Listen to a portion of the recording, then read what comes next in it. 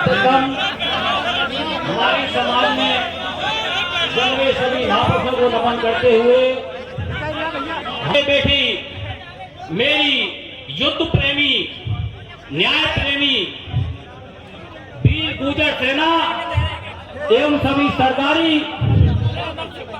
आप सभी जानते हैं कि आज हमने 8 जून को वही समय है, वही स्थान पीलूपुरा है और वही राजस्थान में भाजपा की सरकार है।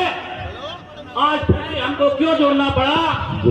क्योंकि आप जानते हैं कि हमारा जो आरक्षण है, जिसको हम 17-18 वर्षों से निरंतर संघर्ष रूप से मांग रहे हैं, जो हमारे सम्मानीय गुर्जर पुरोधा कन्नल साहब का सपना था, उसको पूरा इन पार्टियों ने, इन सत्ताधीशों ने नहीं किया है, क्योंकि वे हमको आगे नहीं बढ़ने देते हैं, क्योंकि हम मार्शल तो हैं। इसलिए हमको यहाँ दोबारा से जो आरक्षण में विसंगतियां हैं उनको दूर करने के लिए फिर से हमारे भाई सम्मानीय विजय बैसला ने आह्वान किया है और आप सभी आए हैं, इसके लिए बहुत बहुत धन्यवाद। परंतु मैं यहाँ एक बात जरूर राजस्थान सरकार से कहूंगा कि हम खेतों में ही हल चलाने वाले नहीं हैं।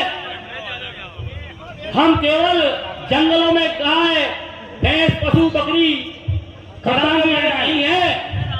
हम चंबल के बेहड़ों में बागी होने वाले ही नहीं है।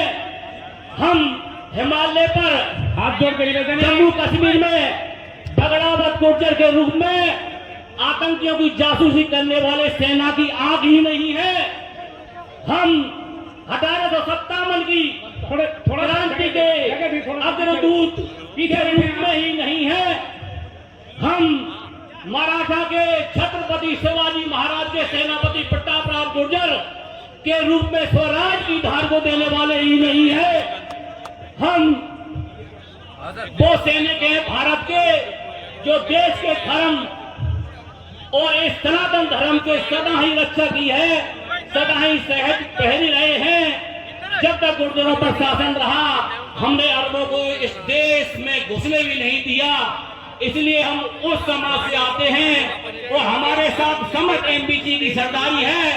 इसलिए कह दो उन सरकारों से, हम वो समाज की जाति है जिन्होंने महाराणा प्रताप उदय सिंह की जान बचा करके मेवाड़ के राजवंश को जीवित रखा।